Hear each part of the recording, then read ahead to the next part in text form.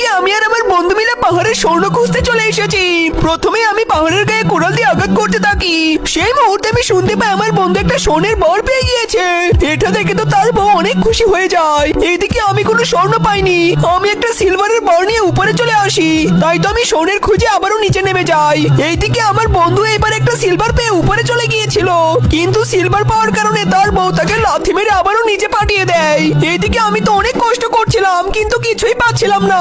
সেই মুহূর্তে আমি তো হীরার সন্ধান পেয়ে যাই, কিন্তু এই হীরা সহ আমাকে আমার বউ কোনো রকমে উপরে টেনে তুলতে পারছিল না।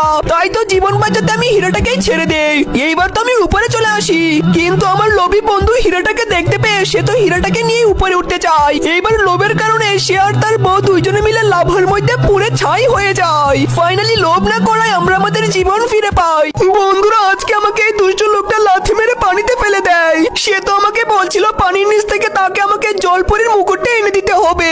এবার তো আমি অনেক কষ্ট করে একটা পাথরকে উপরে নিয়ে আসি, কিন্তু এটা জলপরীর মুকুট ছিল না। তাই তো সে আমাকে চাবুক দিয়ে আঘাত করে আবার পানিতে ফেলে দেয়।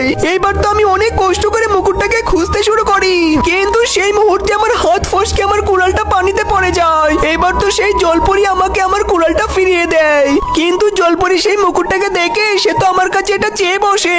এবার তো আমি কোনো দ্বিধাবোধ না করে ওকে এই মুকুটটা ফিরিয়ে দেই, কিন্তু আমি এই দুষ্ট লোককে এবার কি বলবো।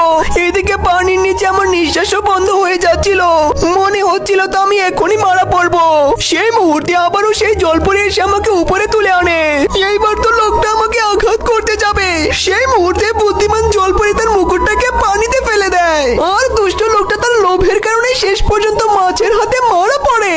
শুনেছি সামনে একটা গাছ আছে, ওই গাছে নাকি এক বালতি পানি দিলে আমাকে একটা ফল দিবে, আর ওই ফলটি খেলে আমার আগের মতো পা হয়ে যাবে। এই তো এসে গেছি, এখন তাড়াতাড়ি করে পানিগুলো ঢেলে দেই। হয়ে গেছে, এই যে নাও বাবু, এই ফলটা খেয়ে নাও। ঠিক আছে, ওয়াও, আমার পা তো আগের মতো হয়ে গেছে। হি হি, ঠিক আছে আমি যাই। ঠিক আছে। আরে গাছটা খুঁজতে খুঁজতে আমার জীবনটাই শেষ হয়ে গেল। আরে ওই তো সামনেই গাছটা। এই যে একটা ফল আমাকে দাও তাড়াতাড়ি। না, আমি দিতে পারবো না, আগে তুমি এক বালতি পানি নিয়ে এসো। দাঁড়া, আমি তোকে এখনই কেটে ফেলতেছি। দেখি তো গিয়ে কি হলো। ও ঠিস। তো বন্ধুরা, যেই মা তোমাকে 10 মাস 10 দিন গর্ভে ধারণ করেছে, সেই মাকে তোমরা যদি ভালোবেসে থাকো তাহলে একটি লাইক এবং চ্যানেলটা অবশ্যই সাবস্ক্রাইব করবেন।